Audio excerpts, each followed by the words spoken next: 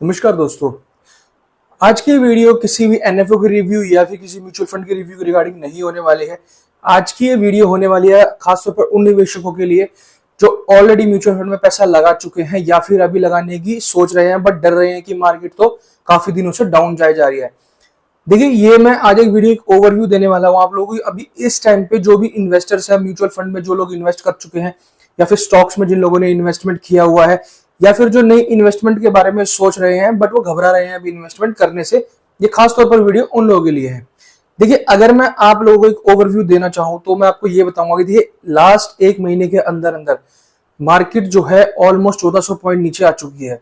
Market ने जो high बनाया था वो बनाया था करीब 26,200 के आसपास का, और इस टाइम पे भी अगर मैं बात करूं तो मार्केट 24,700 के आसपास चल रही है। तो मार्केट ऑलमोस्ट 1300-1400 पॉइंट डाउन है अपने ऑल टाइम हाई से। तो देखिए, इसके बहुत से कारण हो सकते हैं मार्केट में।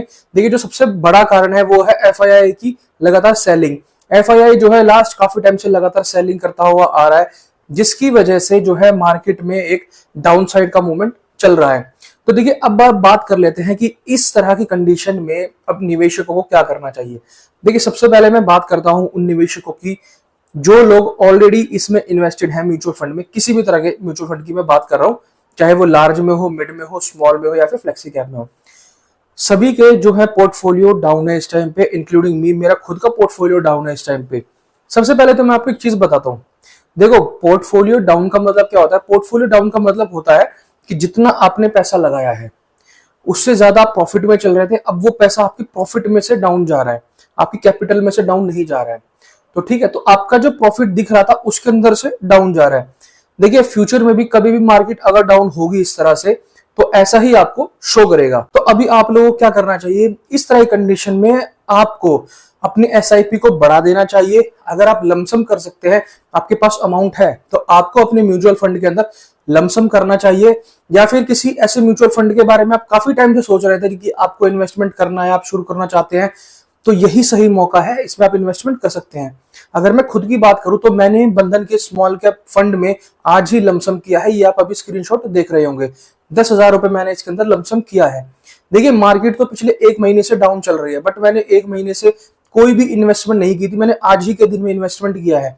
इसका रीजन मैं आपको बताता हूँ। देखिए, आप लोग नोट करते होंगे कि मैं बहुत कम वीडियोस बनाता हूं इस तरह की जिसमें मैं आपको मार्केट का एनालाइज करके देता हूं।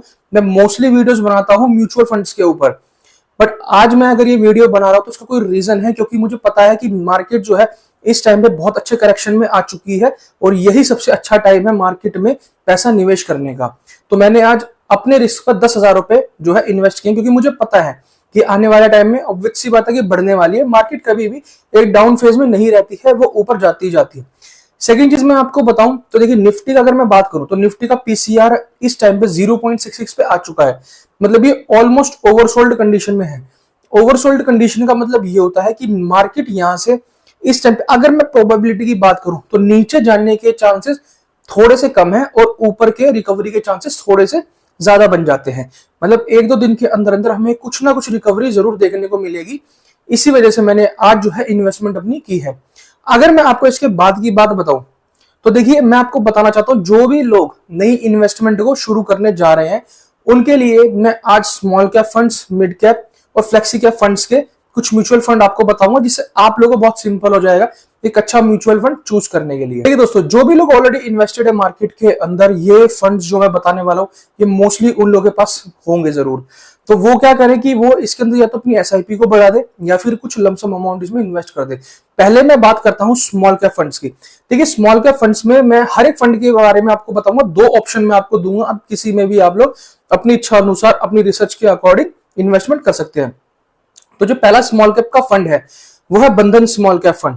बंधन स्मॉल कैप फंड बहुत ही एक अच्छा फंड है। इसका अगर मैं फंड साइज की बात करूं तो वो भी अभी बहुत डिसेंट है, बहुत ही अच्छा है और इसका फ्यूचर भी काफी अच्छा है। मैंने खुद की, मेरी पर्सनल इसमें इन्वेस्टमेंट है और 10,000 रुपए मैंने इसके अंदर इन्वेस्टमेंट किए हैं। आप इसको चूज कर सकते हैं, इसके बारे में आप सोच सकते हैं। अगर इसका कोई दूसरा ऑप्शन मैं आपको दूं स्मॉल कैप फंड में तो वो हो सकता है निपॉन इंडिया। देखिए, निपॉन इंडिया के अंदर जो है लमसम आप नहीं कर सकते हैं, आप केवल जो है एसआईपी शुरू कर सकते हैं। तो अगर आपका लॉन्ग टर्म का हॉरिजन है और आप एसआईपी करना चाहते हैं तो आप निपॉन इंडिया की तरफ एक बार देख सकते हैं। नेक्स्ट में चलता हूं मिड कैप कैटेगरी में। देखिए, मिड कैप में भी आपको दो फंड बताऊंगा और दोनों मेरे पर्सनल फेवरेट है। पहला तो है मोतीलाल ओसवाल का मिड कैप फंड। इसके बारे में मैंने अपने चैनल पे जो है वीडियो भी बना रखी है, आप जाके वो देख सकते हैं। आप इस फंड को मिड कैप कैटेगरी से उठा सकते हैं, रिसर्च करें और फिर इसमें इन्वेस्ट करें। और दूसरी अगर मैं फंड की बात करूं तो वो है एचडीएफसी का मिड कैप फंड। ये मेरे पोर्टफोलियो में भी है एचडीएफसी का मिड कैप फंड, और इस टाइम पे मेरे पोर्टफोलियो में ये इतनी गिरावट के बाद भी करीब 13 से 14% की रिटर्न ये बना करके दे रहा है। तो आप इसकी तरफ एक बार देख सकते हैं। अब मैं लास्ट में बात करता हूं फ्लेक्सी कैप फंड की। देखिए फ्लेक्सी कैप फंड आपके पोर्टफोलियो में जरूर होना चाहिए। इस तरह की कंडीशन में, इस तरह की मार्केट कंडीशन में यही जो फंड्स होते हैं ये आपको थोड़ा सेव करके रखते हैं। तो पहला हो सकता है आपके लिए पराग पारेख, बट जो लोग अभी पराग पारेख से थोड़ा डिसअपॉइंट है कि ये काम नहीं कर रहा है, तो वो जेएम फ्लेक्सी कैप भी तरफ जा सकते हैं। ये दोनों ही बहुत ही अच्छा फंड है। अच्छा होना बुरा होना ये अलग बात होती है, बट आपका जो हॉरिजन है वो 5 से 10 साल का तो एटलीस्ट होना चाहिए।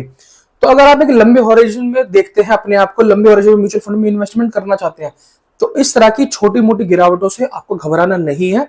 आपको अपनी इन्वेस्टमेंट को बना करके रखना है। इस तरह गिरावट में आपको और ज्यादा इन्वेस्टमेंट अपनी करनी है। अगर किसी तरह का कोई भी डाउट है तो आप मुझसे कमेंट सेक्शन में पूछ सकते हैं। वीडियो पसंद है तो लाइक करना, चैनल को सब्सक्राइब जरूर करना। Thank you so much, have a nice day.